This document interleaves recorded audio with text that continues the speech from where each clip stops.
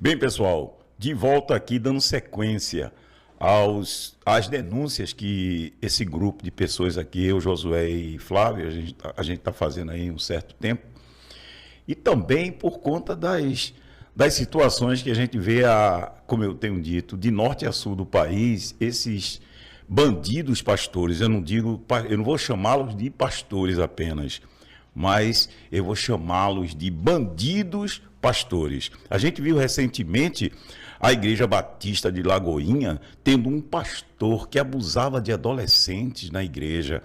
E isso aí é o retrato de quase generalizando as igrejas.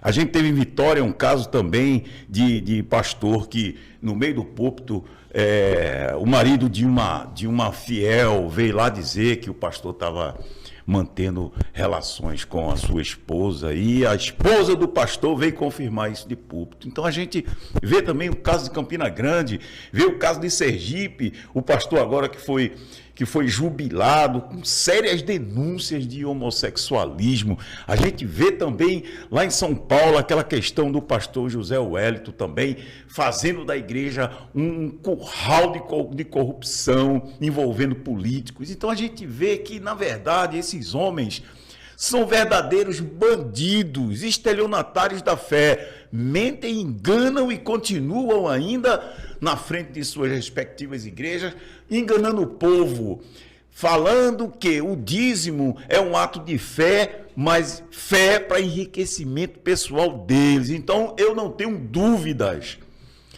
A igreja evangélica em todo o Brasil está degradada, eu posso dizer falida e morta espiritualmente. Eu posso dizer isso sem medo de errar.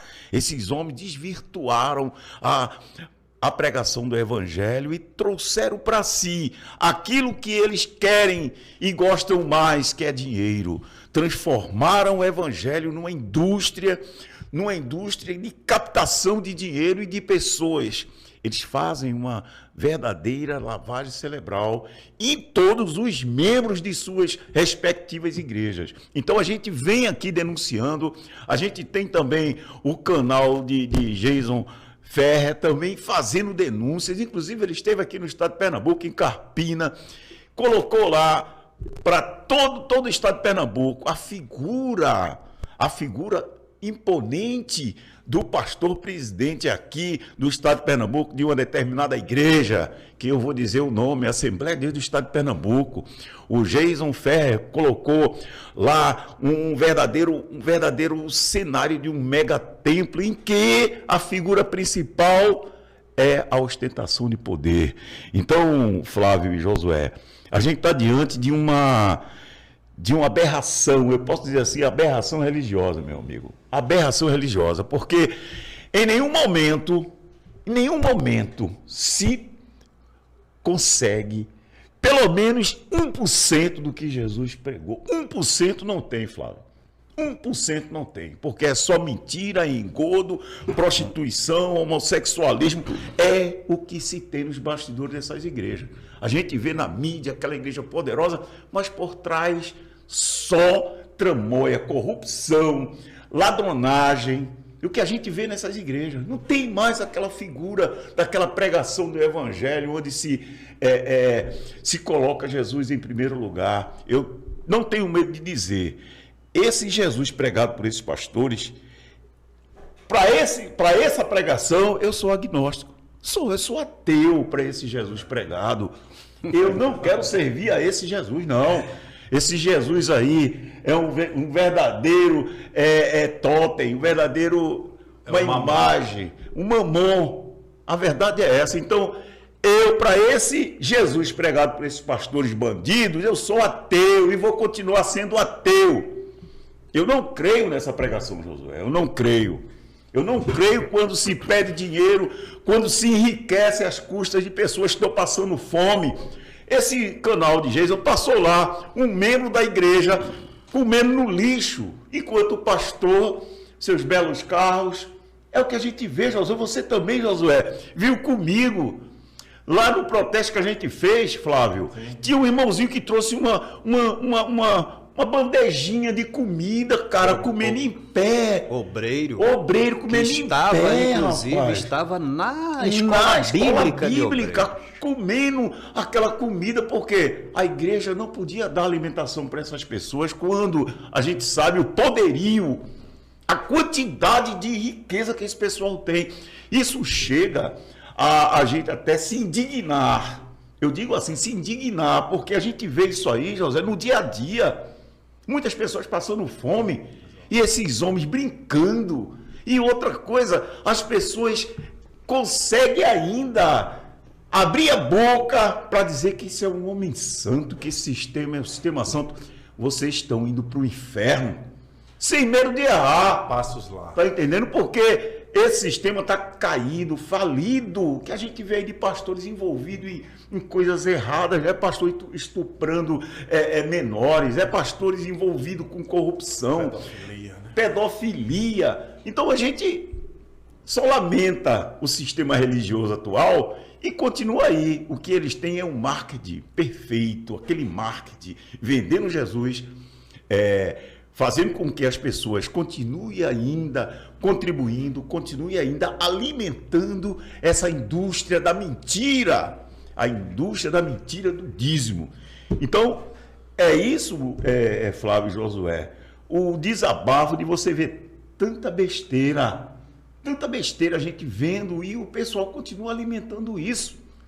Na verdade, a paz do Senhor a todos os irmãos, né? A todos que nos acompanham, é uma grande farsa, né? Nós estamos vivendo mesmo o que está lá no livro de Apocalipse, a era da igreja de Laodiceia, né? Eles dizem que rico sou e há abastança, mas não sabe que é pobre, miserável, desgraçado, cego e nu. É um sistema, né? Eles pensam, como disse o apóstolo Paulo, que a piedade é fonte de lucro. Quando isso dói. Nós passamos agora esse momento de pandemia, né? Que está sendo ainda, as pessoas estão se recuperando desse momento, perderam empregos, perderam casas. A gente está vendo agora as vítimas das chuvas. Isso atinge também os nossos irmãos que poderiam serem assistidos. Eu acredito piamente que a igreja ela tem condições de sustentar, não é sustentar, mas amparar os seus membros, aqueles que estão agora passando por dificuldades. É muito triste. Eu vi aqui o irmão José falando que estava lá, acho que na escola bíblica de obreiros, e o irmão, rapaz, ele não tinha o suficiente para se alimentar. Pega um biscoito, toma um pouco d'água, porque tinha que voltar para festa. Para festividade. Não, para festa não, para fazer a campanha evangelizadora e à noite para a igreja. Oh, meu Deus, isso é muito triste, né? E você vê eles viverem regaladamente, com tudo, tendo toda a estrutura, pregam o amor, quando na verdade não vive esse amor que é pregado. Jesus, ele tem servido apenas para eles como uma fonte de lucro. A piedade para eles é uma fonte de lucro. E isso é muito duro. Você vê um irmão seu passando por necessidade, passando por dificuldades. E quem socorre esses irmãos são justamente os outros irmãos. Exatamente. Quando, na verdade, ele que é um contribuinte, né? Que ele é um mantenedor dessa obra. Está entendendo? A obra que seria a obra da piedade, quando ele é esse mantenedor, na hora da dificuldade que ele está passando por uma necessidade, passando por um problema, uma dificuldade, ou até mesmo, eu sempre costumo dizer que crente ele não fica desempregado, ele passa pelo desemprego, passa por um momento difícil, e que ali a própria Irmandade, a igreja poderia socorrer esses membros, ela simplesmente se exime, ela não faz. Tocando nesse assunto, Flávio, inclusive a gente já comentou, eu e Josué aqui em lives passadas, tem um irmão da Assembleia de Deus lá de Tamandaré, o nome dele é Leto. Leto, ele é um mototaxista lá da cidade e todos conhecem ele como membro da Assembleia de Deus. Nessa pandemia, ele ficou sem poder trabalhar, porque logicamente não tinha corridas para ele. E ele passou necessidade. passou necessidade e a igreja não o socorreu. Como muitos, né? Quem socorreu o Leto, ele sabe disso, inclusive eu já chamei aqui para ele vir dar um testemunho, foi o padre Arlindo. O padre Arlindo socorreu, e ele, num desabafo nas redes sociais, ele disse o seguinte, ele disse, a gente aprende na igreja a não dar a paz a pessoas de outras religiões. A gente costuma dizer que, olha, não são evangélicos, não são cristãos, então a gente não cumprimenta. Então, quem socorreu o Leto nesse momento dele de sacrifício, de dor e de sofrimento foi a Igreja Católica. Que eles condenam tanto. Que eles condenam tanto através do Padre Arlindo. O Padre Arlindo, ele tem uma obra fantástica lá em Tamandaré. Ele socorre, independentemente da sua religião. Porque a fome não tem religião, a fome não tem idade e a fome não tem etnia. A fome chega para todos. Então Leto disse, como é que eu vou agora negar a dar paz a qualquer pessoa, qualquer irmão de outra religião, simplesmente porque o pastor não quer. O pastor doutrina seus membros a não cumprimentar essas pessoas, inclusive do mesma orientação religiosa, no caso das Assembleias de Deus. Se for de Abreu Lima, o pastor não quer que cumprimente. Se for de ADCA, a Rede Esperança, ele não quer que, se cumprimentar, vai certamente receber uma reprimenda e, com certeza, até uma exclusão. Veja se isso não é significado de uma seita. Pronto, é o que eu falei. Isso aqui é uma seita onde existe a figura do guru, a figura maior, que é representada pelo líder religioso, e os seus seguidores.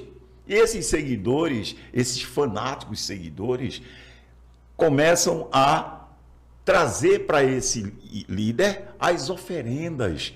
Porque o grande líder, ele ama oferendas. Era assim também no passado, se oferecia holocausto, oferecia sacrifício para esses deuses, esses líderes. Hoje também se faz isso, Josué. Hoje essa oferenda é em forma de dinheiro, que o guru, no caso o líder, gosta muito. A rede tem que ser cheia de peixe. A rede de peixe. Peixe é R$100. É R$100, quer dizer, que uma rede... 100. Veja que isso aí foi um ato falho, Josué, porque realmente muitos peixes numa rede ficam incontáveis o número de peixes. E ele adora isso, ele adora dinheiro. Então, se você quiser agradar ao seu Deus minúsculo, ao seu guru, conceda peixe a ele, que ele gosta muito de peixe. Então,